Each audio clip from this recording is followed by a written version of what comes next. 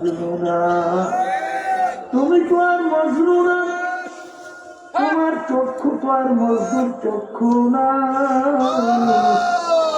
তুমি যদি মজদুর চক্ষু দুইটা তোমার চোখের মধ্যে লাগাইয়া আমি লায়লার দিকে একটা নজর তুমি তাকাও, একটা সামান দুনিয়া তুমি তালাশ করবে, আমি লায়লাকে এত সুন্দরী আর দ্বিতীয় তোমার চোখে পড়বে না।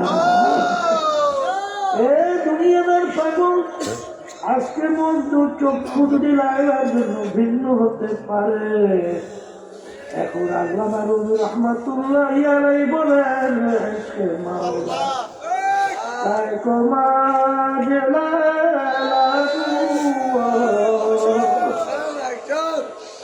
ইশকে মাওলা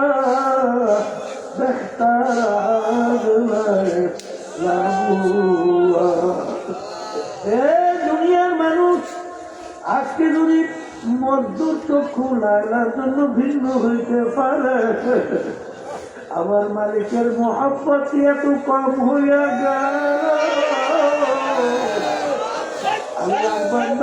আমার মালিকের মহব্বতের কারণে, মায়ার কারণে আমার মালিকের হুকুম কেন মানতে পারে না? এই দুনিয়াদার পাগল আমার বাবারা, ইশকে মাজাজি, ইশকে হাকিকি, ইশকে মাজাজি, এই দুনিয়ার বিভিন্ন যে মহব্বতের রূপরেখা, এটা দেখতে সে স্বার্থ আছে, সম্পর্ক মহব্বত আছে, স্বার্থ নাই, সম্পর্ক নাই, মহব্বত নাই, কিন্তু বাজার ইশকে হাকিকি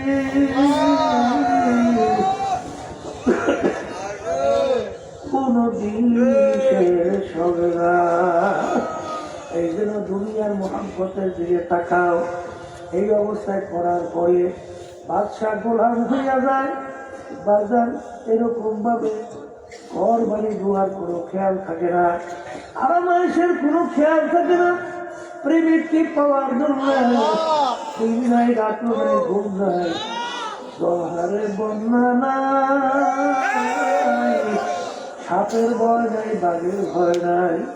ওই যে ফরহাদের কথা শোনো, ওই যে হাফিজের কথা শোনো, হাফিজ সিরাজি আরে নদী পার হবে প্রেমিকের বাড়িতে যাবে, আখারে নদী কিভাবে পার হবে? আর একটা দেখে ভুল গাছে খেলা গাছের মতো পার হয়ে গেল, প্রেমিকের কিনে আসলো। এখন নদী কিভাবে পার হবো? আমি যেটা নিয়ে আসছিলাম এই জায়গায় রাখছি, দেখি চলো। তাইয়া দেখে একটা মরা লাশ। আহারে এমন ভাবে মহব্বত গালে হয়ে গেছে, আরে ও কির উপরে ভোর দিয়ে নদী পার হয়। লাশের উপরে না, গাছের উপরে, নৌকার উপরে না, খেলা গাছের উপরে, তোর কোনো খেয়াল নাই। এখন প্রেমিকে বলতে যে আজকে দুনিয়ার মহব্বতের কারণে আজকে তুমি কৃষির উপরে ভর করিয়া পার করিলা। ও খেয়াল নাই, ও হাফে যার উপরে পার হইত এটা তো একটা মরা মহিলার লাশ। আমার তো এটা মহিলার লাশ হবে। তখন তোমার মায়া কোথায় যাবে? তখন তোমার মহব্বত কোথায় যাবে? ও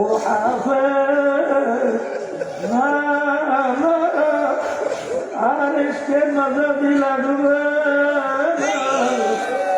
আমার মালিকের মহব্বত ভিতরে পয়দা করা লাগবে। এই বইয়াই এমন আল্লাহ বলি হইয়া গেল, কেমন পর্যন্ত তাদের নাম মানুষ স্মরণ করতে থাকবে। এই জন্য বাজানদেরকে বলবো, প্রধান মানুষদেরকে বলবো, আশেকের মাঝাব সম্পূর্ণ ভিন্ন। সাধারণ আল্লাহর বান্দারা, পর্দারে মা বোনরা, এই পথে পথিক ছাড়া কাউকে বোঝানো যাবে না।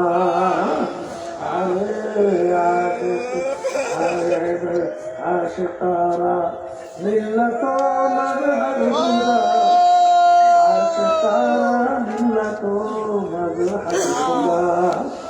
আশেকদের মাযহাব ভিন্ন, এটা তোমার আমার সঙ্গে কোনো দিক থেকে মিলবে না। আশেক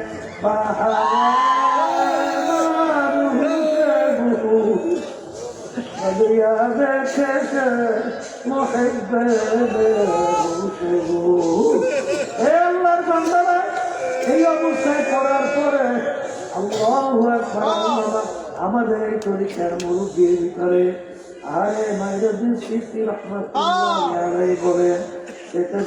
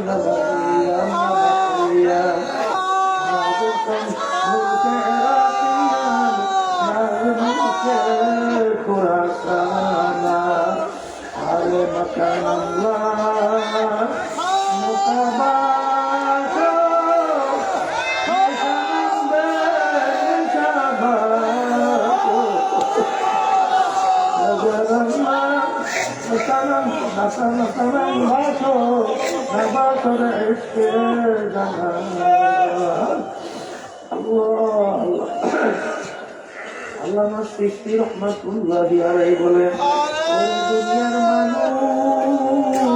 মানুষ এখন আমি নিজেকে নিজে তো আর ঠিক করতে পারি না। আমি এখন ইরাকে না, আমি এখন কোন জায়গায়, আমি এখন জমিনে না পানিতে, আমি এখন আসমানে না হাওয়ার মধ্যে, আমি কি মুসলমান না হিন্দু না ইহুদি না খ্রিস্টান, আমি কি, আমি নিজে জানি। আরে বাঁচান আল্লাহ, বাঁচান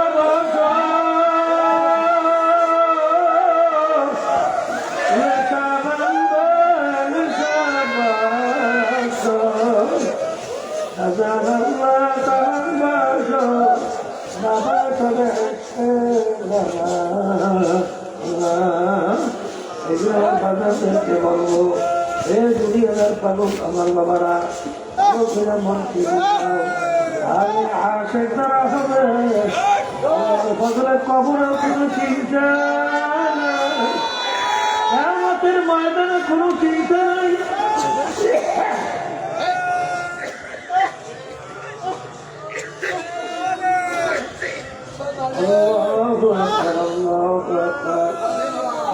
কোনো চিন্তা নাই, মাওলা গুল মাওলা ফালা হুজুকু, ওই বান্দা বান্দি যেদিকে তাকায় সেদিকে আমার মাওলা। আইনা মা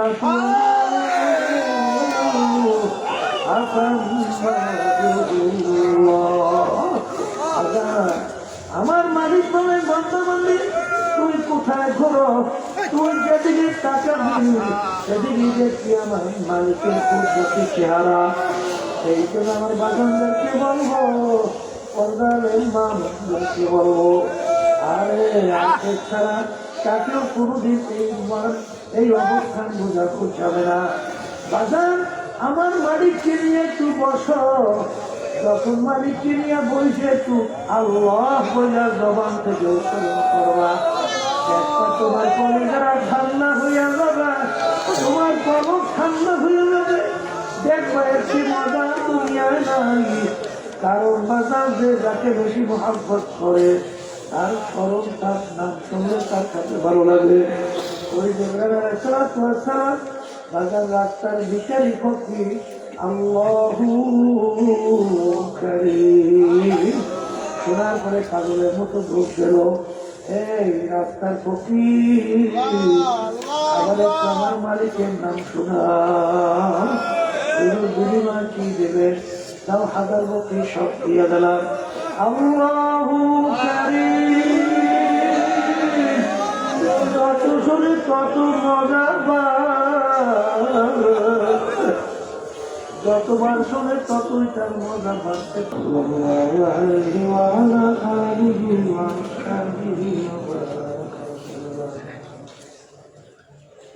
শুকরিয়া আদায় করতেছি মহান রব্বুল আলামিনের দরবারে। রব্বুল আলামিন ঐতিহ্যবাহী কুড়িগ্রাম চরমনায় নমুনায় 3 দিন ব্যাপী ইজতেমা। আজকে প্রথম দিনের শেষ বৈঠক। আল্লাহ রাব্বুল আলামিন আমাদেরকে বেহেশতের বাগানের মধ্যে বসার দিনে আলোচনা করার শোনার তৌফিক দান করছেন। শুকরিয়াটা সবাই বলি আলহামদুলিল্লাহ।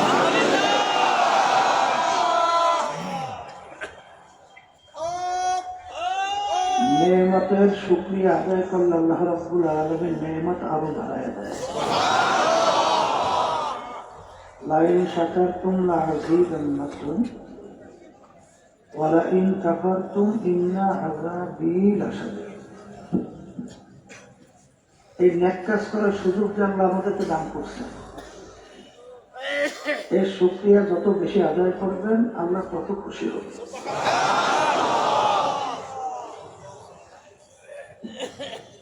আর হেদায়েতের মালিক কিন্তু আল্লাহ। কোন ওয়াজের হাতে ওয়াইজিনের হাতে কিন্তু হেদায়েত নাই। হেদায়েত কার হাতে? উজানি কারি ইব্রাহিম সাহেব রহমাতুল্লাহি আলাইহি, তাকে একজন প্রশ্ন করছিলেন, হযরত হেদায়েত আল্লাহর হাতে রাখলেন কেন? হুজুর বলছিলেন, নেয়ামতের ভিতরে সবচেয়ে বড় নেয়ামত হলো হেদায়েত প্রাপ্ত হওয়া।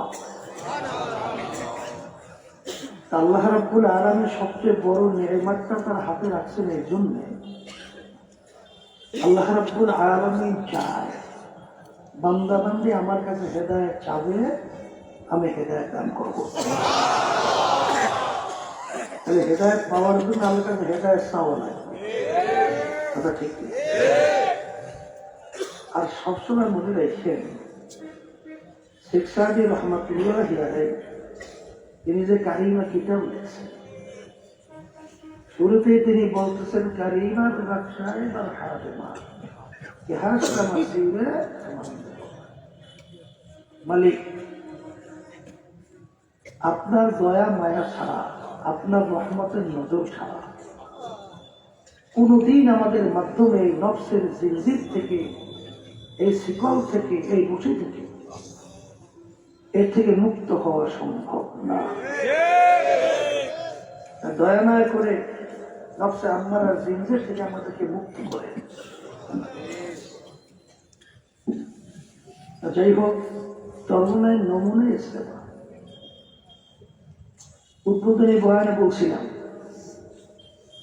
যে আল্লাহর কুতুবের চরমনায় নমুনার মাহফিল কেন শুরু করে দিয়েছিলেন। 3 দিন ব্যাপী মাহফিলের আফজাল রহমাতুল্লাহি আলাইহি দাদাজানের একটা নিয়ম বলতেন, প্রথম দিন মারিফাত সম্পর্কে আলোচনা একটু বেশি করতেন দাদাজান, দ্বিতীয় দিন শরিয়াত সম্পর্কে আলোচনা বেশি করতেন, তৃতীয় দিন সব বিষয় নিয়ে আলোচনা বেশি করতেন, বিভিন্ন বিষয়। আসলে হাকিমুল উম্মত আশরাফ আলী থানভী রহমাতুল্লাহি আলাইহি তিনি বলছেন, শরিয়াত এবং মারিফাত এটা ভিন্ন কোনো জিনিস না। যেমন আপনার নাম আব্দুল করিম, এটা কিন্তু দুইটা জিনিস মিলেই কিন্তু আপনি আব্দুল করিম। আপনার শরীর, আপনার রূহ, রূহ যদি না থাকে, কেউ বলবে আব্দুল করিম শুয়ে রয়েছে, বলবে আব্দুল করিমের লাশ। আর যদি আপনার শরীর না থাকে, রূহ কি এ জগতে থাকবে না, তার জগতে চলে যাবে। তাহলে শরীর এবং রূহ মিলেই যেরকম আব্দুল করিম, আমলের দুইটা দিক আছে, আমল মানে কাজ। কয়টা দিক? একটা বাহ্যিক আর একটা গোপনীয়। বাহ্যিক আমলও যেরকম লাগবে, ওরকম গোপনীয় আমলটাও লাগবে। তাহলে তাকানো হাদিসের মধ্যে আসছে আল্লাহ রাসূল সাল্লাল্লাহু আলাইহি ওয়াসাল্লাম বলেন, লা সালাতা ইল্লা বিহুজুরিল কলব। হে আমার উম্মতেরা, তোমার নামাজ হবে না যেই নামাজের ভিতরে তোমার খুশু খুশু হুজুরি কলব না থাকে, নামাজ হবে না। তাহলে বোঝা গেল হুজুরি কলব কি দেখার জিনিসটা ভিতরে? কথা বলে দেখা যায়? তাহলে বোঝা গেল। আবার ওদিকে যদি আপনার কাপড় পাকনা থাকে, যে জায়গায় নামাজ পড়ে যদি জায়গা পাকনা থেকে নামাজ হবে, তাইলে কেরা যদি সহি না হয়, জোরের জায়গায় জোরে না পড়েন, এই যে বাহ্যিক কতগুলো আমল আর বিচারগত যেটা নাকি একাগ্রতা, দুইটা সংমিশ্রণেই কিন্তু ওই নামাজের মাধ্যমে আসসালাতু মিরাজুল মুমিনিন, নামাজ হলো বান্দাবান্দি আল্লাহর মধ্যে দেখা সাক্ষাৎ সম্পর্কের মাধ্যম। ঠিক আছে,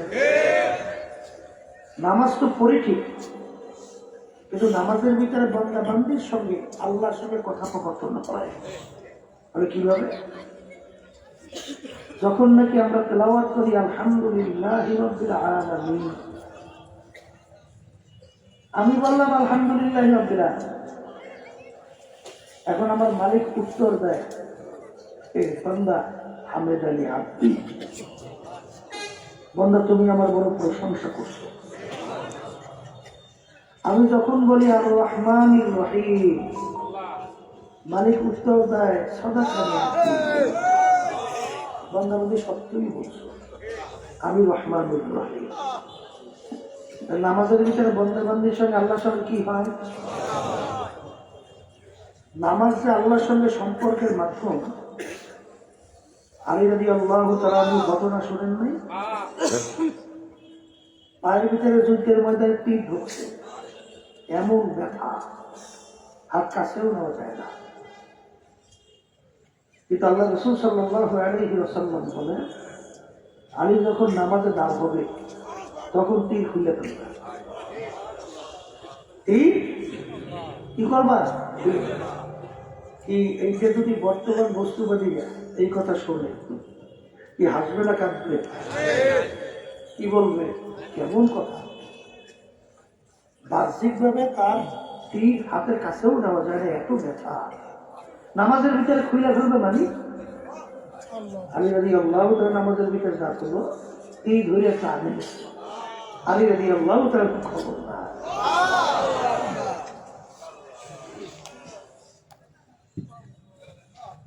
এক পর্যায়ে যে কোনো প্রক্রিয়ায় তীর খুলে ফেলছে, নামাজের পরে তাকে তীর নেয়।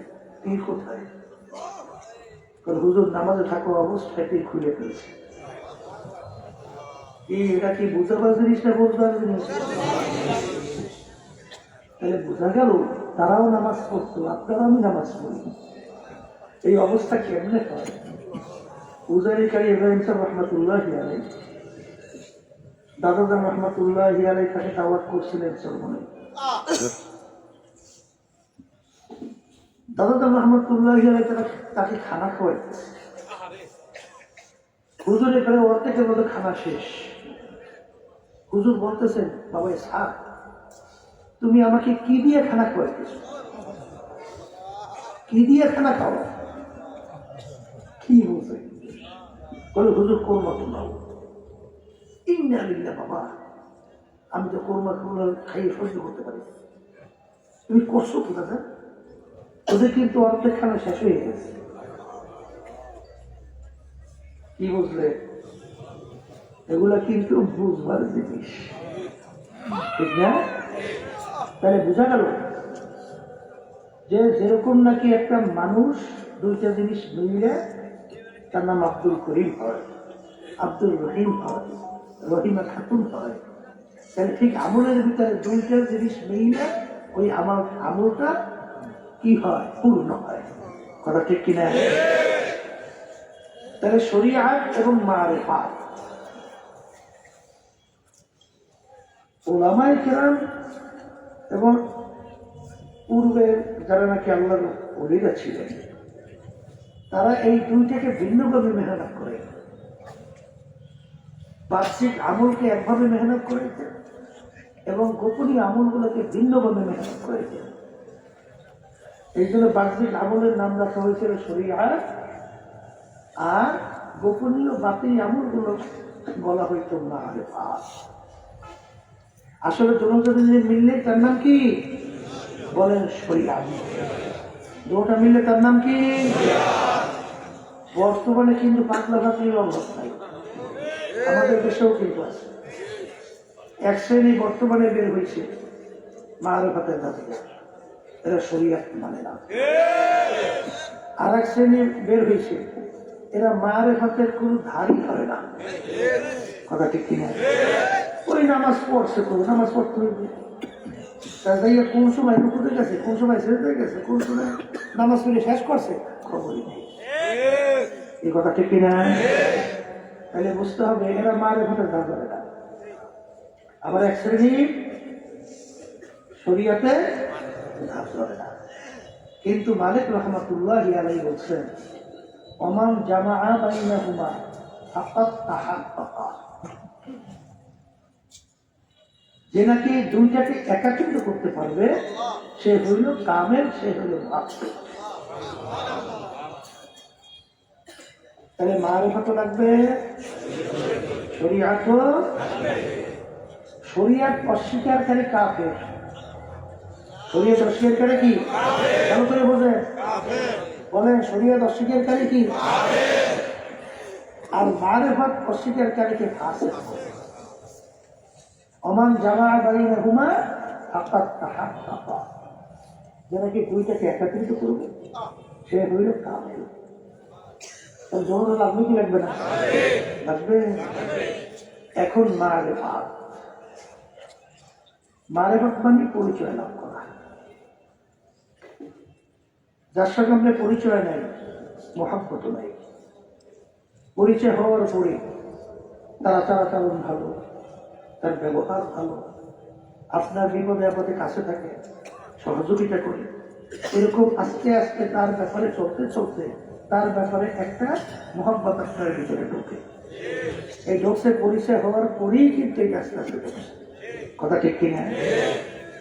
তাই ঠিক আল্লাহ রাব্বুল আলামিন তো কোরআনুল কারীমের ভিতরে বলছেন, যারা মুমিন তারা সব জিনিসের চেয়ে আমি আল্লাহকে বেশি ভালোবাসি। দাবিটা কার? আল্লাযীনা আমানু আশাদ্দু হুব্বাল্লাহ। যারা মুমিন তারা সব জিনিসের চেয়ে আমার মালিককে বেশি ভালোবাসে। আর মুহাব্বতের পরিচয় কি? মান আহাব্বা শাইআন আকসারা যিকরাহু, যে যে জিনিসকে বেশি মহব্বত করে তার স্মরণ বেশি করে, তার স্মরণও আসতে বলে না অবাস্তব। যাকে বেশি মহব্বত করে স্মরণও বেশি করে। এই বাস্তব কি বাস্তব না? এই জন্য বাচ্চাদেরকে বলবো, দেখবেন যারা আল্লাহকে বেশি মহব্বত করে, কুল্লু এনাইয়াতারাশাউ বিমা, যেই ভান্ডের ভিতরে যা থাকবে কাজ করলে কি করে। এই জন্যই কি আল্লাহর খাস বান্দা বান্দিরা আল্লাহর জিকির বেশি করে, আল্লাহর জিকির। কারণ তার কাছে আল্লাহর নাম নিতে ভালো লাগে। কি লাগে? তার কাছে ভালো লাগে। যেমন নাকি আপনার বন্ধুকে বেশি মহব্বত করে, তার নাম আপনার নিতে বেশি ভালো লাগে। আপনি যাকে বেশি মহব্বত করেন তার নাম আপনার নিতে ভালো লাগে।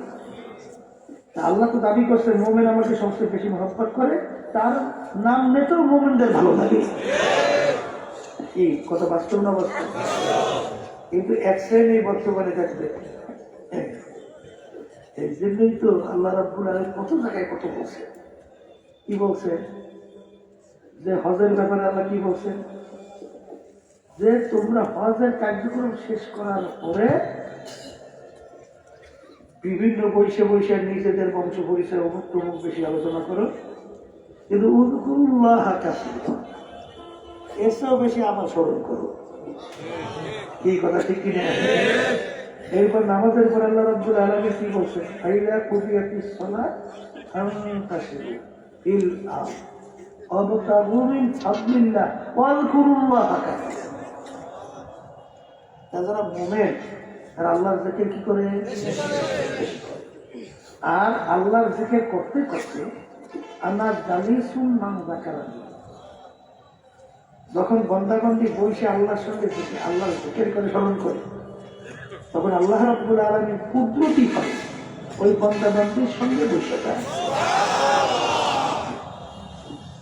মানে এখন আল্লাহ রাব্বুল আলামিন বলছেন, মুমিন বান্দাবান্দিরা আমাকে সবচেয়ে বেশি মহব্বত করে, আর যে তাকে বেশি মহব্বত করে তার কথাও তো সে মানে। আসতে বলেছে, যে তাকে বেশি মহব্বত করে তার কথাও তো সে মানে। আলহামদুলিল্লাহ, বাস্তবতা আছে মানে। বাংলাদেশের এক নেতা বলে, বড় নেতা, আমি বলতেছিলাম নেতা কর্মীরা যে এই কার্যক্রম করে আপনারা নিষেধ করেন না? বলে হুজুর বলি তো মানে না। কি করে না? কিন্তু হুজুর আপনারা বললে তৃণমূল পর্যন্ত সবাই মানে। এটা কিন্তু মহব্বতের আলামত। কিসির তো কথা ঠিক কিনা? আর আল আমরু ফাওকাল আদাব, আদবের ভিতরে সবচেয়ে বড় আদব হলো কথা বলা।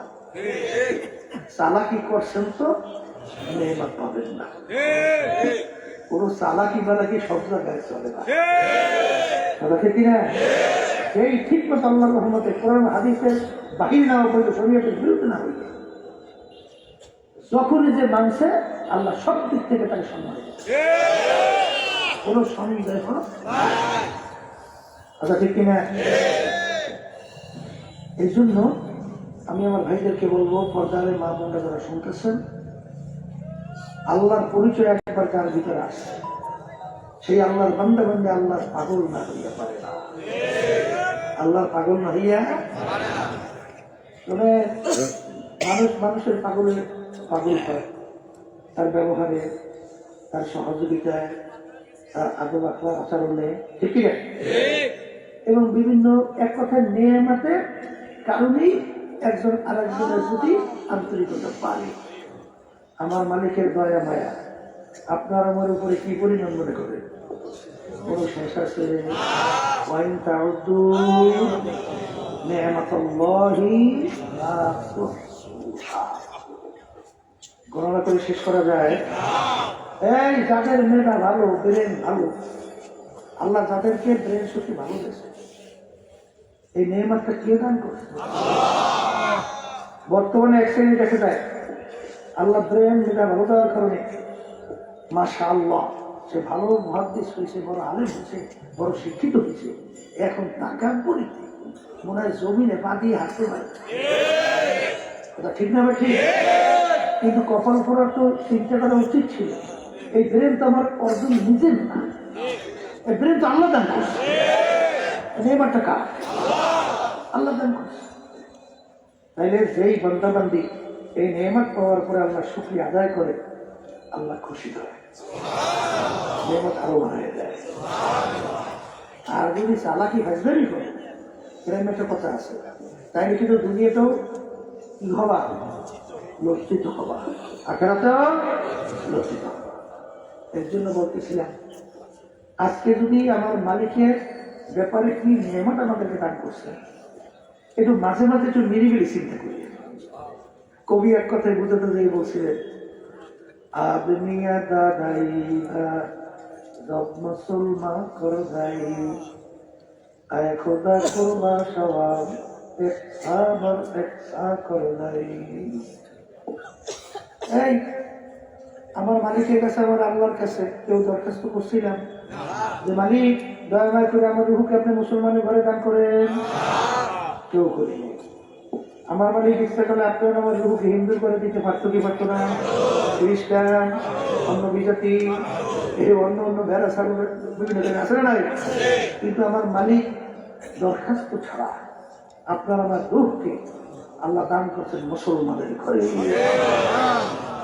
আচ্ছা বলেন যে এই একটা শুকরিয়া আদায় করে এই নেয়ামতে শেষ হয় কবে? হবে কোনদিন? এরপরে দেখেন এই যে আমাদের সামনে একজন বসে আছে, চোখে দেখেন অন্ধ, কথা খেয়াল করি এই আপনার আমার চক্ষু আল্লাহ রাব্বুল আলামিন নেয়ামত দান করছে, আপনারা আমি দেখি, এটা কি আপনার আমার উচিত আল্লাহ দান করছে? তাহলে আল্লাহ রাব্বুল আলামিন আপনাকে আমাকে অন্ধ বানাইতে পারতো? পারতো। কিন্তু এই চক্ষু নেয়ামত কার? এই জন্য অন্ধ অনেক সময় আল্লাহ শুকরিয়া আদায় করে, কিন্তু আমরা অনেকে নেমু খারাপ, এই নেয়ামত পারবার আল্লাহ শুকরিয়া আদায় করে। অন্ধ বলতেছে তুমি আমায় অন্ধ করলে তাতে কোনো দুঃখ নাই, অন্ধকারের মাঝে মাঝে তোমার যেন আমি খুঁজে খুঁজে অন্ধ করছো, কিন্তু অন্ধকারের মাঝে যেন আমি তোমাকে কথা বলে না। এরকম ভাবে আপনার প্রত্যেকটা নিয়ামত অঙ্গ প্রত্যঙ্গের দিকে তাকান। একটা নিয়ামতের শক্তি আদায় করা শক্তি কারো আছে? আছে নাই তো। আজকে দুনিয়ার সাধারণ কিছু সহযোগিতার কারণে, ব্যবহার ভালোর কারণে আপনি তার পাগল হইলে, কিন্তু আল্লাহ রাব্বুল আলামিন যে অফুরন্ত নিয়ামত আপনাকে আমাকে দান করলেন, এই জন্য আমার মালিককে দিলেন কি? কথা বলে না। এই জন্যই তো হাদিসের মধ্যে আসছে এক আল্লাহর বান্দা, আমি তো বলি ছেলে বলে না, 1000 বছর ইবাদত করছে, দিনে আল্লাহ রোজা রেখে আল্লাহকে রাখছে, রাতে তাহাজ্জুদে নামাজের ভিতরে দেখে দিকে আল্লাহকে রাখছে। এরকম 1000 বছর ইবাদতের পরে একটু খেয়াল আসে না যে বিনিময়ে জান্নাতে যাইতে পারবো? কেউ আসে না? হাদিসের ভিতরে ঘটনা, ওই বান্দার তো খেয়াল আসে। আল্লাহ রাব্বুল আলামিন কিয়ামতের ময়দান জাহান্নামের আগুন জ্বালাইবে না, আগুন জ্বালাইলে আগুনের পাশে একটা ধাপ লাগে কি লাগে না? ওই ধাপের কাছে আল্লাহর বান্দাকে দান করে, যখন নাকি আগুনের ধাপ শরীরের ভিতরে ঢুকতে ঢুকতে পৌঁছতে পৌঁছতে কলিজা শুকাইলে পানির জন্য কেমন করে এত বসছে, তাদের পানির পিপাসা লাগছে, বিশেষ করে তো গরমের দিন রমজানের সময় এই খেতকামারে কাজ যারা করে মাগরিবের আগে আগে কেমন মনে হয়? মনে হয় যেন এক পুষ্করি পানি পেলেও মনে হয় 30 মিনিট। আমার এরকম যে দিন ঘটনা বলছি, এই জন্য বলছি পানি নিয়ে আসছে যে এই যে 30টা মেটবে, কিন্তু আসলে তো বেশি খাওয়ার পর খাওয়া যায় না। এইরকম ভাবে 30টা লাগছে সে বলছে। যখন কলিজা শুকিয়ে যাবে, আল্লাহ রাব্বুল আলামিন বলে ফেরেশতা যাও, পানি নিয়ে বান্দার কাছে যাও, পানি তো চাবে, এক গ্লাস পানি বিনা মূল্যে দিও না। মূল্য কি? ওই যে 1000 বছর ইবাদত করছে দুনিয়া, ওই সব সব যদি তোমাকে দেয়, বিনিময়ে এক গ্লাস পানি দিতে হবে। এখন রুহু যখন বের হয় তখন কোনো খেয়াল থাকে কিছু? হ্যাঁ, পানি চাবে, তাই বিনামূল্যে পানি দিই না। মূল্য পাবো কোথায়? 1000 বছর দুনিয়াতে ইবাদত করছেন, সব দেবে বিনিময়ে এক গ্লাস পানি। তাই সব সব নিয়ে তো এক গ্লাস পানি পান করো। যেই পানি পান করবে আল্লাহ রাব্বুল আলামিন ডাক দেবে, বান্দা দাঁড়াও, আজকে এক গ্লাস পানির বিনিময়ে 1000 বছরের ইবাদত দিয়েছ, আর আমি তোমাকে যে দুনিয়ার ভিতরে 1,00,000 গ্লাস পানি পান করাইছি, 1000 গ্লাস পানি পান করাইছি, এই নেয়ামতের বিনিময়ে আমাকে দেবা কি? তখন বান্দা সেজদায় ফিরে বলে, মালিক আপনার রহমত ছাড়া বেশ কোনো উপায় নাই। তখন বান্দা সেজদায় ফিরে মালিকের শুকরিয়া আদায় করবে, আল্লাহ রাব্বুল আলামিন বান্দাকে মাফ করবে। কথা ঠিক কিনা? তাহলে বোঝা গেল একটা নিয়ামতের শুকরিয়া আদায় করা যায়। আল্লাহ মাহুল বায়ান, আমার আল্লাহ আপনাকে আমাকে কথা বলার শক্তি দান করলেন। কত বোবা মানুষ আওয়াজ করিয়াছিল, ওর বুকের ভিতরে কত জ্বালা, কত ব্যথা, ওর মনের ভাব প্রকাশ করতে পারে না। কিন্তু আপনার আমার মনের ভাব প্রকাশ করার জন্য আমার মালিক কথা বলার শক্তি দান করবেন। এই যারা বোবা তারা বুঝে, যারা কথা বলতে পারে না, এই নেয়ামত কত বড় ভয়াবহ নেয়ামত। কথা ঠিক? তাহলে বোঝা গেল ওয়াইন তাউদ্দু নেয়ামাতুল্লাহি লা তুহসুহা। মালিকের নেয়ামত কেউ গণনা করিয়া কোনদিন শেষ করতে পারে দুর্গান পারবে? তাই যদি নাই পারে, এখন আমার মালিকের দয়া মায়াটা কি? দুনিয়ার দিকে তাকাও, আমার মালিকের দয়ার মায়ার দিকে তাকাও। দুনিয়ার দয়া মায়াটা কি? সেদিনকার ভোলা বুঝছেন? এবার প্রতিকে দেখেন নাই ছেলে বাপকে মারি ফেলেছে, দেখেন নাই? ওদিকে আমাকে একজন বলতেছে বাপের জানাজা নামাজে ছেলেও আসে, ও বলতেছে আমার বাপের কে হত্যা করছে বিচার। ওদিকে তো কামড় নিজে করছে, পরে ধরা পড়ছে, সব স্বীকার করছে। তাইলে ছেলে বাপকে মারিয়ে ফেলেছে। গেছিলেন 10 মিনিট ওটো ফেলি বেড়া, থানার নাম কি? একজন আমাকে বলতেছে হুজুর সব নাই বুঝাই, আল্লাহ রাব্বুল আলামিন আমাকে মার্ডার কেস থেকে আল্লাহ খালার কাছে আল্লাহ বাঁচাইছে। কি ব্যাপার, কি হয়েছে?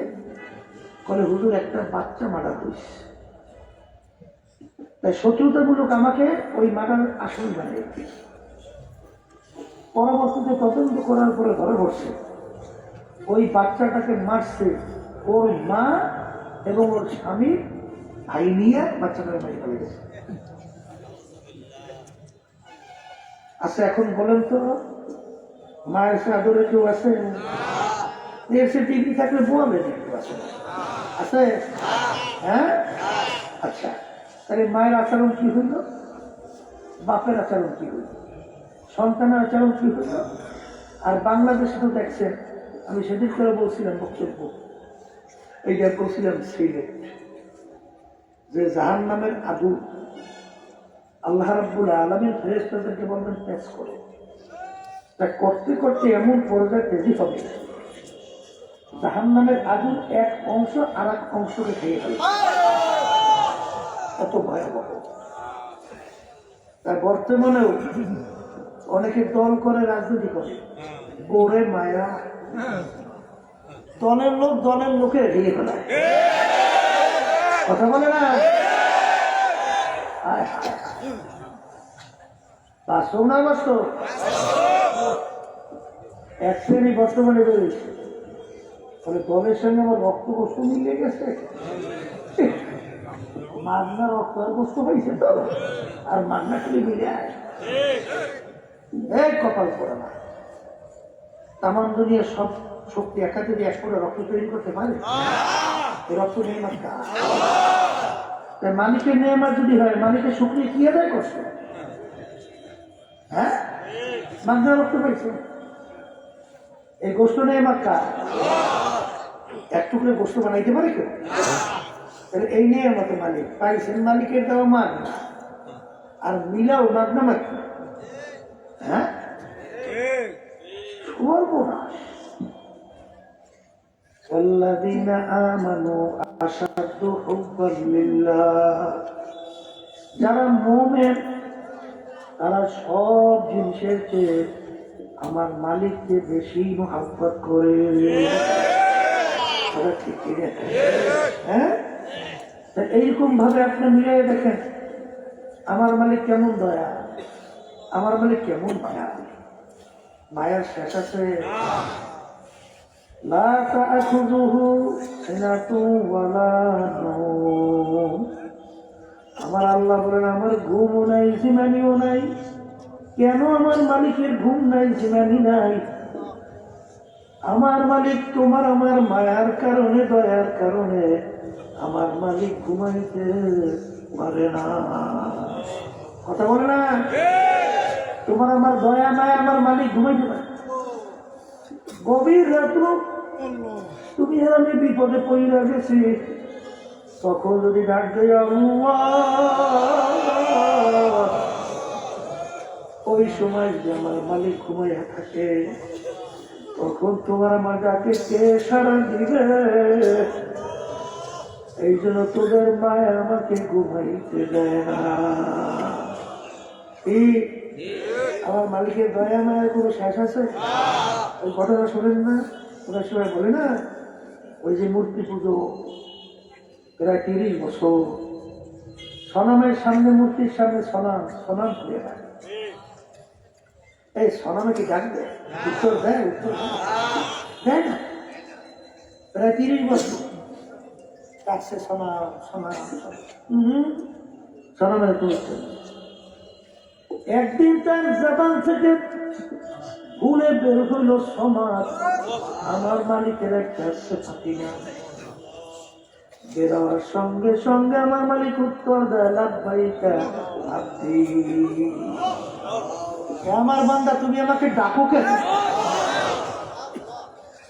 বান্দা শেষে পড়ে চন্দ্র বলে, মালিক আমার চেনে মুখ হারাম না পারলাম, দ্বিতীয় দুনিয়া থাকতে পারে না। প্রায় 30 বছর পর্যন্ত সনামকে ডাকলাম, সনাম একবার আমার ডাকের সাড়া দেয় না। তোমার নাম তো আমি ইচ্ছা করে ডাকি নাই, আমার জবান থেকে একটা সবকা পেলে সাম অনিচ্ছা বের হয়ে গেছে। অনিচ্ছা। তুমি কেমন দয়ার মালিক, তুমি আমার কিশোরের আচরণ না পারবানি না দেখা সঙ্গে সঙ্গে তুমি আমার কাছে সারা দিছ। আমার সে নেমো খারাপ তো দ্বিতীয় আর হইতে পারে কি? আল্লাহর বান্দারা বলতে মা বলে, আমার মালিকের দয়া মায়ের কোনো শেষ আছে? আসতে পারে না, কোনো শেষ আছে? যেদিকে তাকাবা সেদিকে আমার মালিকের দয়া, সেদিকে আমার মালিকের দয়া, ঠিক কিনা? হ্যাঁ, এইটাই দয়া মায়ের দিক থেকে সবচেয়ে বড় কে? তাহলে আমার মালিককে বেশি মহব্বত করতে হবে। ঠিক, এই মানুষ মানুষকে মহব্বত করে কথা শোনে দুই কারণে। ওই কারণে একটা মহব্বতের কারণে কথা শোনে, আর একটা ভয়ের কারণে কথা শোনে। মহব্বতের কারণে তো এই ছোট বাচ্চা বাপকে বলছে, আব্বা আমার জন্য বিস্কুট নিয়ে এসো, পয়সা নাই, কিন্তু বাচ্চা বলছে বিস্কুট নিয়ে এসো। বাপের সবসময় খালি চিনতে, টাকা নাই, বিস্কুট দেবো কোথায়? দারুদ্দার করিয়ে হোক, পায়ডরে হোক, যে কোনো প্রক্রিয়া হোক। মনে আছে, আল্লাহ মাফ করুক, এক জায়গায় বসে একজনের টাকা করতেছে, এখন তার কাছে টাকা নেই, এখন ছেলেও টাকা শেষ, দেখবি দেখ না পাই ওখান থেকে টাকা নিয়ে গেছে। কারণ যখন 10 কি ব্যাপার কি টাকা নিয়েছে, কলেজ যখন বাচ্চা চাইছে তখন তো আমার কাছে টাকা নাই, এখন বাচ্চাকে কিভাবে বলবো টাকা নাই, সহ্য করতে পারি, এই জন্য কামটা করি বসে। তাহলে সন্তানের মায়া কোন পর্যায়ে যেয়ে পড়ছে, কথা ঠিক কিনা? তাহলে এই যে সন্তানের কথা, বাচ্চা কথা যে বাপ মানে ভয়ের কারণে না মায়ের কারণে মহব্বতের কারণে? এই স্ত্রীর কথা স্বামী মানে ভয় না মায়া? কথা বলে না? ওদিকে ভাই দারোগা পুলিশের কথা, স্ত্রীর কথা, কিসের কথা মানুষ মানে ভয়ের কারণে। এই কথা দেখি না, অনেক সময় মাইনে নিয়ে কয়, বুঝলেন তো, বাংলা গাড়ি যায়, ওরে শয়তান না শয়তান, সুযোগ পাইয়া নেই, পাইজনে খবর বানাই বিভিন্ন গালিও দেয়। ভয়ের কারণে মানা আর মহব্বতের কারণে মানা, দুইটা পার্থক্য আছে, মানা পার্থক্য আছে আছে। আমার মালিকের মহব্বতের কারণে যখন কথা মানবে, তখন ওই বন্দাবান্দি আমার মালিকের কাছে পৌঁছে। কথা ঠিক কিনা? এই জন্য রাবেয়া বসরির ঘটনা শোনেন না? রাবেয়া বসরির কথা শুনছেন? কি দেখাতে আগুন, আবার খাতে পানি, খুব যত্ন সহকারে দেখে আসে। এই যাও এই তোর এক হাতে পানি আর এক হাতে আগুন কেন? বলে এই আগুন দিয়ে আমার মাওলার বেহেশত আমি জ্বালাই দেব। গভীর দরজা কিসের আশায় ইবাদত করে? যদি বেহেশতই না থাকে তাই কোন আশায় ইবাদত করে? বেহেশত জ্বালাই দেব। আর এই পানি দিছি জাহান্নাম আমি আগুন পানি মেরে ঠান্ডা করে দেব। ভিতর দলেরা যারা জাহান্নামের ভয় ইবাদত করে, তাহলে যদি জাহান্নামই না থাকে তাহলে কিসের কারণে ওরা ইবাদত করবে? আমার মালিকের তো ইবাদত কেউ করে না। কথা বুঝলেন না? বুঝলেন? এটা কিন্তু আমার মাসালা করিয়েন না, এটা কিন্তু মহব্বতের একটা আলাদা অবস্থা। কথা বলছেন? মহব্বতের নিয়ম টিয়ম মানে কথা বলে মহব্বতের নিয়ম মানে মহব্বতের নিয়ম টিয়ম মানে ওই নিয়মের বাইরে থেকে ওই মহব্বতের বাইরে ওর নিয়ম নাই। ঠিক কিনা? এই জন্য বাজানদেরকে বলবো, মালিকের মহব্বা যদি বাড়াইতে হয়, মালিকের মহব্বা যদি বাড়াইতে হয়, তাহলে আমার মালিকের যে নেয়ামতের গুণগুলো আছে এই গুণের সাথে পরিচয় লাভ করিয়া আমার মালিকের মহব্বত পরিচয় লাভ করতে হবে। কথা ঠিক কিনা? এই মালিকের কি কি নেয়ামত, কি কি গুণ আছে মালিকের? এই গুণের শেষ আছে? হ্যাঁ, আল্লাহর বান্দা দেখেন আসমানের দিকে তাকিয়ে যায়, আমার মালিক কিভাবে সাজাইছে। আবার দেখেন আসমানের দিকে আবার তারকাগুলো লাগাই দিয়েছে, এমন সুন্দর দেখতে, মনোমুগ্ধকর। এই সূর্য বানাইছে, চন্দ্র বানাইছে, ঠিক কিনা? ওদিকে আবার দেখবেন আল্লাহ রাব্বুল আলামিন জমিন বানাইছে, এই যে আমার প্যানেল মারছে যেন আরো দল। বর্তমানে একদল বাইরেছে বস্তুবাদী, ওরা বলে এমন ভাবে কংক্রিট ঢালাই দিয়া বাড়িঘর করে ও কিছু ধ্বংস করতে পারবে না। আল্লাহর বাইরে আলোকের বাইরে ওই সংসারের টাইটানিক জাহাজ বানিয়েছিল, টাইটানিক নাম শুনছে? ওই যে বানাইয়া ওই নাবিক বা কারিগর চ্যালেঞ্জ করছিল, এই ধ্বংস করার শক্তি আর নাই, ধ্বংস করার শক্তি কিছু নাই। আল্লাহ রাখছে না বাঁধতেছে? বাঁধতেছে না? ওই টাইটানিক নাম সে পরীক্ষার জন্য, বুঝছে? আমার মালিক বলে আমার সাথে চ্যালেঞ্জ করছো, তাই কোনো শক্তি নাই, একটু এই ট্রাইলে না বরফের পাহাড় আছে একসাথে একেবারে শক্তি খবর আছে কোনো কথা হয় না। তাইলে বুঝে গেল যে আল্লাহ রাব্বুল আলামিন, এই তাইলে আল্লাহ রাব্বুল আলামিনের ভয় এবং তার হাজারো বছরের ভয়, আল্লাহ রাব্বুল আলামিন কখনই যাচ্ছে অন্যান্য তুলনায়ও বড়, অন্য তুলনায় কি বড়? তাহলে বুঝা গেল মালিকের মহব্বত বড় এবং মালিকের ভয় হাজারো বছর কি কথা, ঠিক কিনা? তাহলে আল্লাহর ভয়, যেই বান্দাবান্দি আল্লাহর ইবাদত করবে, এই আল্লাহর বান্দাবান্দি আমার মালিকের সঙ্গে যখন নাই নামাজের ভিতরে দাঁড়ায়, দাঁড়াইয়ে কাজ স্মরণ করে, বলেন না? এরকম দুই জায়গার নামাজ যদি পড়তে পারো, প্রথম থেকে শেষ পর্যন্ত মুহূর্তের জন্য দুনিয়ার খেয়াল যায় তাই আল্লাহ মুখে দিয়ে দিয়েছে বেহেশত ওয়াজিব জাহান্নাম হারাম, কথা ঠিক কিনা?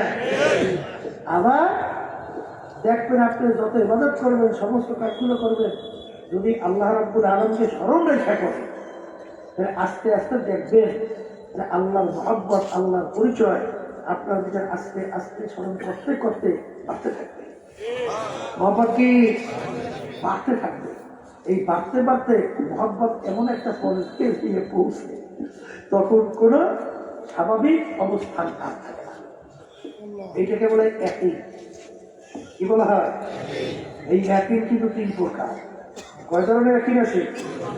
একটা বলেন ইলমুল ইয়াকিন, বলেন 2 নম্বর আইনুল ইয়াকিন, 3 নম্বর হকুল ইয়াকিন। এই ইয়াকিনের তত্ত্বা কিন্তু বাড়ে, দরজা কি জানো? ইলমুল ইয়াকিন আপনি শুনছেন, বাঘ বড় ভয়াবহ, বাঘ বড় মানুষকে ধরে কলিজা ফেলিয়ে খাইয়া কলিজা খেয়ে বানায়, রক্ত চুইসে খেয়ে বানায়। এই শুনতে শুনতে বাঘের ব্যাপারে আপনার একটা ভয় ঢুকছে না? তারা বলেন না কেন? কি শূন্য ভয় ঢুকছে না? এরপরে আপনি আপনার বন্ধুকে নিয়ে সুন্দরবনে বাঘে নিয়ে গিয়েছেন। হঠাৎ একটা বাঘ এসে আপনার বন্ধুকে আপনার পাশ থেকে থাবা দিয়ে ভুলে নিয়ে আপনার সামনেই দেখতেছেন ওর হাত ছিঁড়ে হোক, পা ছিঁড়ে হোক, ওর মুখ সাইড আবার চুষণে গেছে। আপনার যে আগে বাঘের কথা শুনে ভয় জমছিল, আর এখন দেখার পরে ভয় বাড়ছে না কমছে? এইটাকে বলা হয় আইনুল ইয়াকিন। কি বলে? আর ফক্কুল ইয়াকিন কাকে বলে? আপনি একদিন জঙ্গলে গেলেন, বাগানে, সুন্দরবন, হঠাৎ একটা বাঘ আপনাকে ঘুরে বসছে, ধরার পরে আপনার একটা হাত ছেড়ে নিয়ে গেছে, কোনো কায়দায় আল্লাহ আপনার মাথায় গেছে, কোনো কায়দায় বাইসে আসছে। এখন বলেন তো, এই যে আপনার ভিতরে বাঘের ভয় জমছে, আর এখন আপনাকে ধরার পরে হাত ছেড়ে নেওয়ার পরে এখন ভয়ের পার্থক্য হয়েছে? পার্থক্য হয়েছে।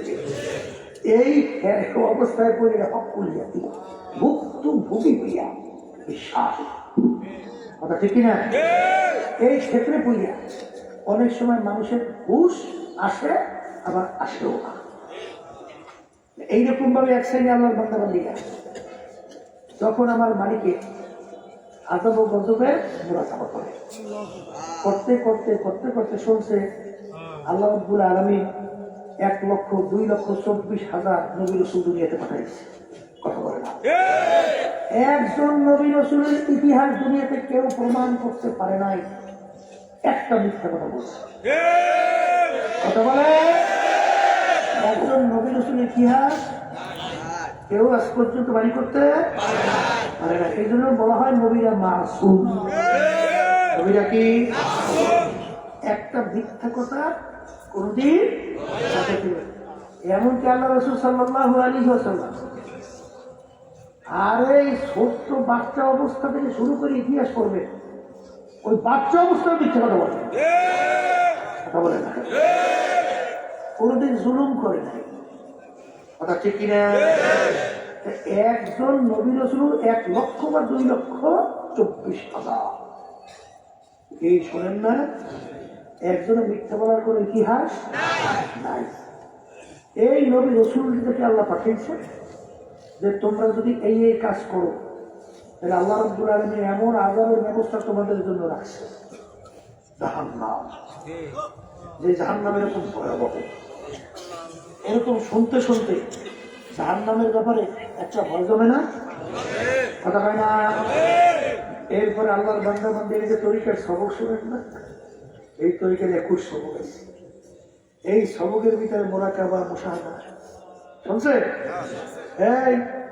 এই মুরাকাবা করতে করতে করতে করতে তখন এই বান্দা বান্দি যখন পিছনের গুনার কথা মনে করে, তখনই তার ভিতরে ভয় জমতে জমতে এমন ভয় আসে, মনে হয় যেন আযাব ও গজব আল্লাহ দেখি।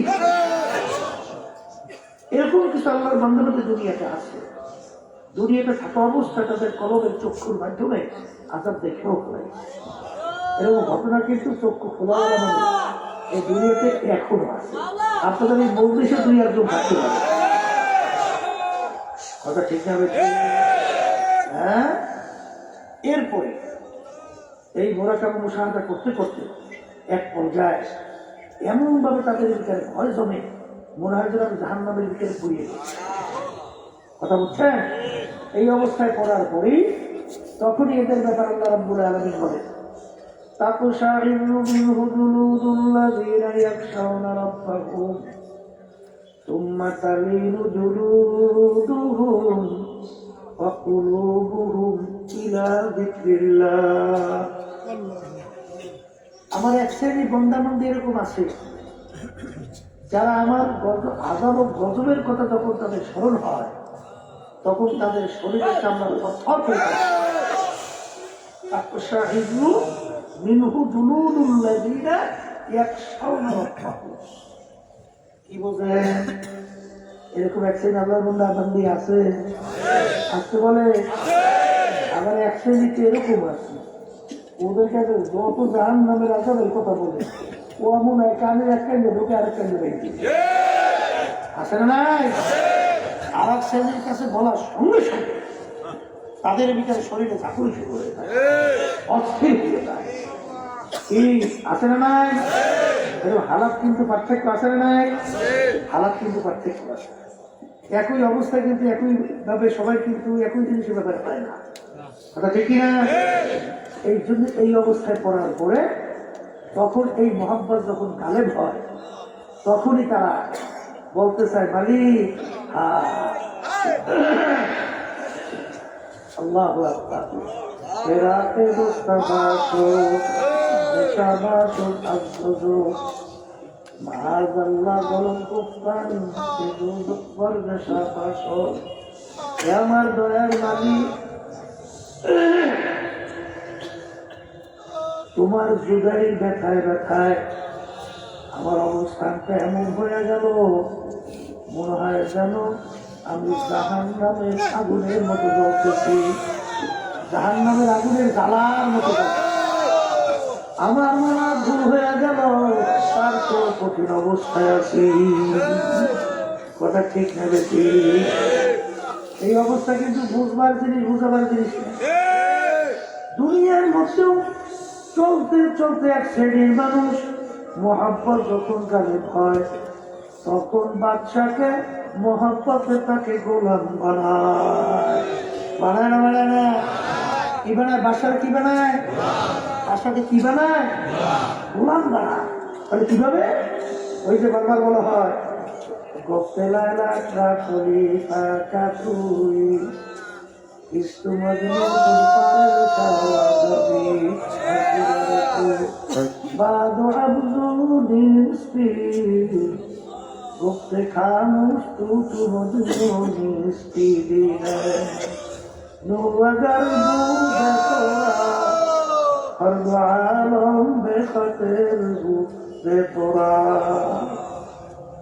লায়লাকে দেখে একদিন দেখতে বলে, হে লায়লা, তুমি কি সেই লায়লা নাকি যেই লায়লার মোহাব্বতের কারণে মজনু বাদশাহী ছাড়ল, জঙ্গলে জঙ্গলে ঘুরে, ঠিক মতো খাওয়াও নাই, ঠিক মতো ঘুমো নাই, ঠিক মতো বিশ্রামও নাই, আরামও নাই, আয়েসও নাই, সেই লায়লা কি তুমি নাকি? তখন লায়লা বলে, হ্যাঁ আমি তো সেই লায়লা। বলে আসলে তো মজনু একটা আসলে পাগল, কারণ তুমি তো এমন কোন সুন্দরী, এমন কোন রূপসী না, তোমার তো কেউ অনেক সুন্দরী রূপসী বহুত ঘুরি ঘুরি আছে। মজনুর বাবা তো বাচ্চা, ইচ্ছা করে তোমাকে আরো অনেক সুন্দরী নিয়ে আসতে পারে। তখন লায়লা উত্তর দেয়, গোপতে খানো আমাকে বোকা চুপ করো, তুমি তো আর মজনু না, তুমি তো আর মজনু না, তোমার চক্ষু তো আর মজনুর চক্ষু না। তুমি যদি মজনুর চক্ষু দুইটা তোমার চক্ষের মধ্যে লাগাইয়া আমি লায়লার দিকে একটা নজর তুমি তাকাও, এক পাশ আমার দুনিয়া তুমি তালাশ করবে, আমি লায়লাকে এত সুন্দরী আর দ্বিতীয় তোমার চোখে করবে না। এ দুনিয়াদার পাগল, আজকে মজনুর চক্ষু যদি লায়লার জন্য ভিন্ন হতে পারে, এখন আল্লামা রুমি রহমাতুল্লাহ আলাইহি বলেন, ইশকে মাওলা তাই কমা জেলা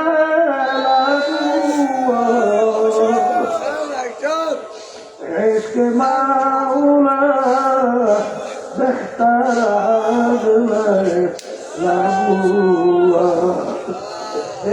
দুনিয়ার মানুষ আজকে যদি মজদুর চক্ষু লায়লার জন্য ভিন্ন হইতে পারে, আমার মালিকের মোহাব্বত এত কম হইয়া গেল। আমার মালিকের মোহাব্বতের কারণে, মায়ের কারণে আমার মালিকের হুকুম কেন মানতে পারে না?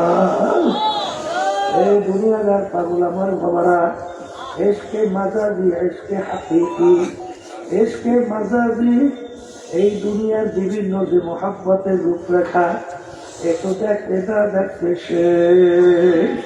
স্বার্থ আছে, সম্পর্ক মোহাব্বত আছে, স্বার্থ নাই, সম্পর্ক নাই, মোহাব্বত নাই, কিন্তু বাজার এসকে হাকিকি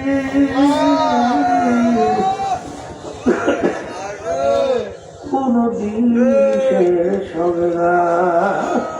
এই জন্য দুনিয়ার মোহাব্বতের দিকে তাকাও। এই অবস্থায় করার পরে বাদশাহ গোলাম হইয়া যায়। বাজার এরকম ভাবে ঘর বাড়ি দুয়ার কোনো খেয়াল থাকে না, আরামায়েশের কোনো খেয়াল থাকে না। প্রেমিককে পাওয়ার জন্য দিন নাই, রাত নাই, ঘুম নাই, দহারে বন্যা নাই, সাপের ভয় নাই, বাঘের ভয় নাই। ওই যে ফরহাদের কথা শোনো, ওই যে হাফিজের কথা শোনো, হাফিজ সিরাজি আরে নদী পার হবে প্রেমিক আর বাড়িতে যাবে। আরে নদী কিভাবে পার হবে? আরে একটা দেখে ভুল গাছে খেলা গাছের মতো পার হয়ে গেল, প্রেমিকের কিনে আসলো। এখন নদী কিভাবে পার হবো? আমি যেটা নিয়ে আসছিলাম এই জায়গায় রাখছি, দেখি চলো। তাইয়া দেখে একটা মরা লাশ। এমন ভাবে মোহাম্মত গালে হয়ে গেছে, আর ও কির উপরে ভোর দিয়ে নদী পার হয়। লাশের উপরে না, গাছের উপরে, নৌকার উপরে না, খেলা গাছের উপরে, ওর কোনো খেয়াল নাই। এখন প্রেমিকা বলতে যে আজকে দুনিয়ার মোহাব্বতের কারণে আজকে তুমি কৃষির উপরে ভর করিয়া পার করিলা। ও খেয়াল নাই, ও হাফে যার উপরে পার হইত এটা তো একটা মরা মহিলার লাশ। আমার তো এটা মহিলার লাশ হবে। ওহাবের তখন তোমার মায়া কোথায় যাবে, তখন তোমার মোহাব্বত কোথায় যাবে? ও হাফে আর এসকে নজরই লাগবে। আমার মালিকের মোহাব্বত ভিতরে পয়দা করা লাগবে। এই বইটাই এমন আল্লাহ বলি হইয়া গেল, কেমন পর্যন্ত তাদের নাম মানুষ স্মরণ করতে থাকবে। এই জন্য আমার বাজানদেরকে বলবো, প্রধান মানুষদেরকে বলবো, আশেকের মাঝাব সম্পূর্ণ ভিন্ন। সাধারণ আল্লাহর বান্দারা, পর্দালে মা বোনরা, এই পথের পথিক ছাড়া কাউকে বোঝানো যাবে না।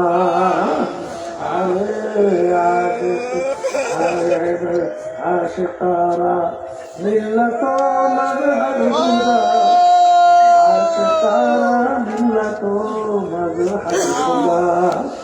আশেকদের মাযহাব ভিন্ন, এটা তোমার আমার সঙ্গে কোনো দিক থেকে বলবে না। আশেক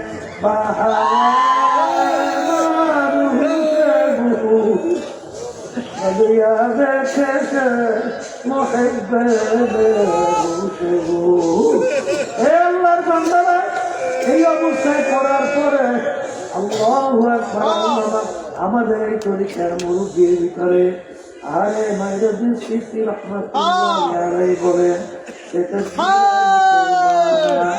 ইমান খুদরা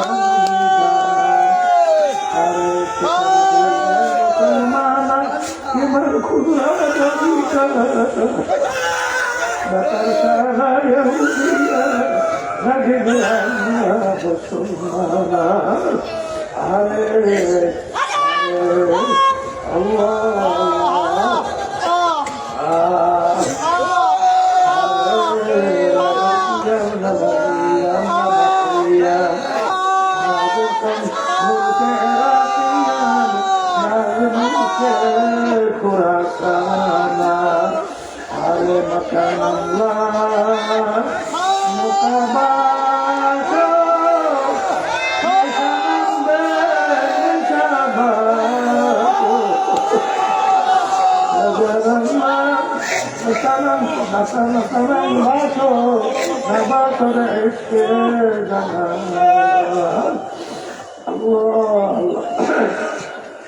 আল্লামা সৃষ্টি রহমাতুল্লাহি আলাইহি বলেন, দুনিয়ার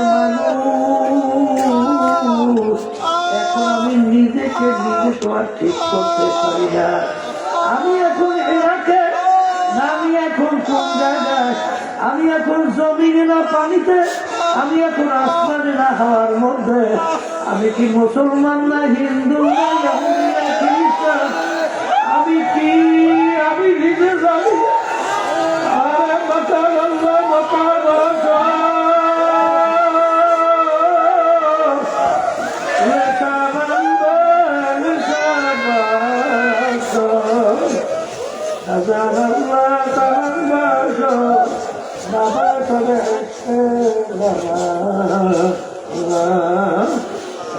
বাজারদেরকে বলবো, এ দুনিয়ার পাগল আমার বাবারা, মন কি আমি আশেক দ্বারা হবে ফজলে কবরেও কোনো চিন্তা নাই, কিয়ামতের ময়দানে কোনো চিন্তা নাই।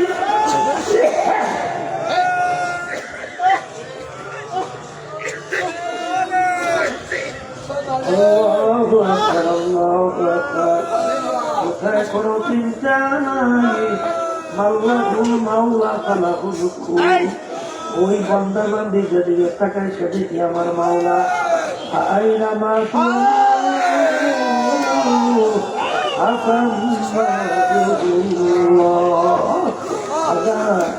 আমার মালিক বলে, বান্দা বান্দি তুই কোথায় ঘোরো, তুই যেদিকে তাকাবি সেদিকে দেখি আমার মালিকের কুদরতি চেহারা।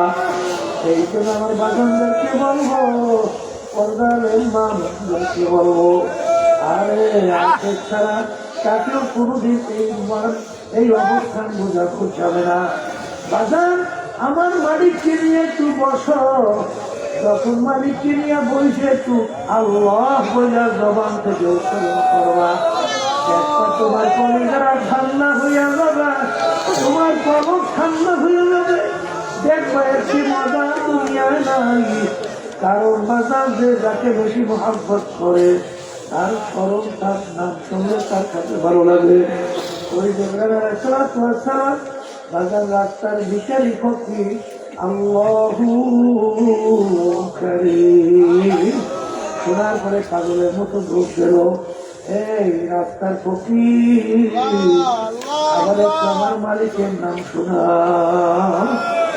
বিনিময় কি দেবেন, তাও হাজার বকি সব দিয়ে দিলাম। আল্লাহু কারীম,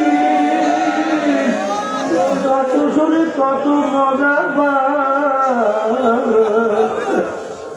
যতবার শুনে ততই তার মজা বাড়তে থাকে। আবার শোনা তোমাকে দিয়ে দিলাম। বারবার বলছি দূরের শব্দ আর এই শব্দ একরকম, এমন ভাবে শব্দ বাড়ায়, শ্বাসটা নিয়ে যায়, ভয়ঙ্কর কি যে এদের কানের ভিতরে ঢুকছে আল্লাহ